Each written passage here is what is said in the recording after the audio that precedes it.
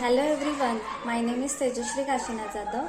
Today's date is 29 June 2021 and our today's topic is different concept in using object oriented programming. So basically we will see the first concept is polymorphism. The word is polymorphism means having many forms. In a simple word, we can define polymorphism as the ability of a message to be displayed in more than one form, means that can be displayed by one and other form. In real life example, we will take a real life example. One person at the same time can different characteristic like a man at the same time as a father, mother, employee. So the same person poses different behavior in a different situation. So this is called the polymorphism. Polymorphism is considered one of the important features of the object-oriented programming. So polymorphism allows us to perform single action in a different way. Means it can be perform any action by a different ways. In other words, polymorphism allow you to define an interface and having multiple implementation. In a word, poly means many and morphs means forms. So it means many forms. So that can be in a polymorphism. So there are two types of polymorphism. First type is compile time polymorphism. Second type is a runtime polymorphism. In a compile time polymorphism, we can see that it also known as a static polymorphism. This is type of polymorphism achieved by a function overloading and operator overloading, but Java doesn't support the operator overloading. Then we will see the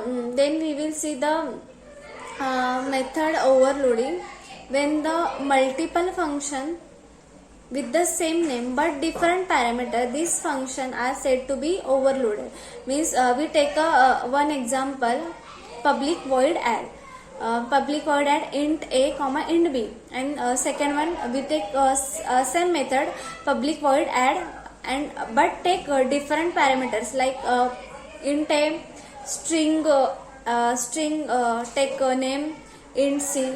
That can be having different parameters, means same method but use different parameter. Then we will see the runtime polymorphism. It also known as a dynamic method dispatch. It is a process in a which function is called to be overridden method. It resolves a runtime. This type of polymorphism achieved by the method overriding. Then method overriding. What is method overriding? In a method overriding occurs when the derived class has a definition for one of the member of a base class. That base function said to be overridden. Then we will see the another concept of OOPS, that is encapsulation. So basic fundamental of encapsulation is a OOPS. So the other three are inheritance, polymorphism and abstraction. Encapsulation in a Java is a mechanism of wrapping the data and code acting on the data together as a single unit. Encapsulation variables of a class will be hidden from the other classes. Means in a encapsulation the data will be hidden. Then it can be accessed only through the method or their current class. Mean it is accessible only through the method and their current class, not the other class. Therefore it is known as the data hiding. It's also called the data hiding. Then how the achieve the encapsulation? There are declare the variable of a class as a private. Then provide public setter and getter method to modify the view of the variable values. Then we will see the what is getter and setter. The basic getter and setter can be go through the Alt Shift S. Then we can get the get and set functions. Then this is get and set methods are the access point of the instance variable of the inscaps test class. Normally, this method are refer as a getter and setter. Therefore, any class wants to be accessed, the variable should be accessed them through this getter and setter. Means by using the getter, we get the get the value. By setter, we giving the value by the set. Then we will see the what is actual benefit of the encapsulation. The main benefit is field of a class can be made by read and write only. Then second one is class can have total control over what is stored in a fields. Then we will see the inheritance concept in a OOPS. So inheritance in a Java is a mechanism in which a object acquires all the properties, behavior of a parent OOPS, like the importance of a OOPS. Then we will see the different classes are the upon the existence classes. Existence classes. Then what is basic terms can be used in inheritance. Then first one is a class, second one is subclass, either is also called as child class. Then is a super class, either it is called the parent class, and last one is a reusability. In a class is a group of object which has a common properties. In a subclass or a child class, subclass is a class which is inheritance the other class. In a super class means parent class.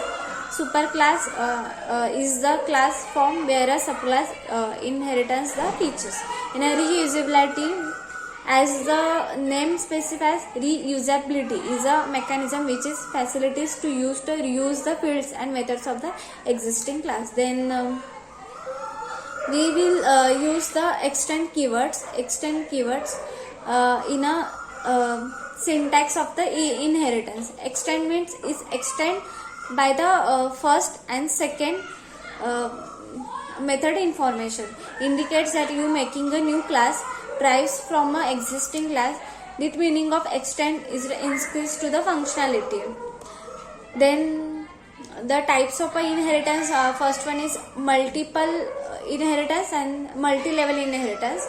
We will see only the multi-level inheritance, and multiple inheritance it is using C or C++, and multi-level inheritance it is using Java. So what is a multi-level inheritance? So there are a chain of inheritance in a multi-level inheritance. It is known as a multi-level inheritance. You can see that in a example, in a one of the example. Take a one example about baby dog class inheritance the dog class which be against the inheritance that animal class. So there is multi-level inheritance. Then we will see the basic two concept of upcasting and downcasting.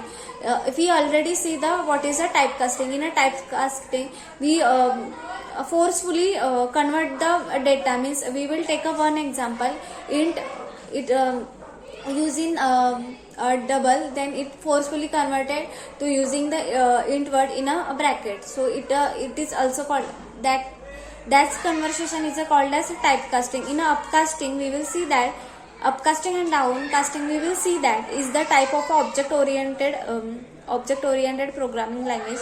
In that a Java object can be typecasted like that a data types. Parent and child object as types of a object. So there are two types of typecasting, parent to child and child to parent. It can be upcasted and downcasted.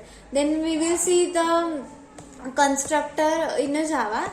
So in a constructor we can see that constructor used to initialize object state. Constructor also contain collection of statement. Means constructor is a basic is the collection of a statement. It are executed at the time of a object creation. Then what is the need of a constructor? What is need of constructor and how to it called? Then each time object created using a new keyword. And last one constructor, it could be a default constructor. It invoke to assign initialize values to the data member at the same class. Then constructor when a constructor is called, Each time object created a new keyword to at least constructor, it could be default constructor invoked to assign initialize values to the data members of the other class. So basically what we see in a different concept there is encapsulation, polymorphism, multi-level, then constructor, uh, that can be we can all see in a oops concept. And also we will see the upcasting and downcasting. That's all about the different functions of the object oriented programming. Thank you.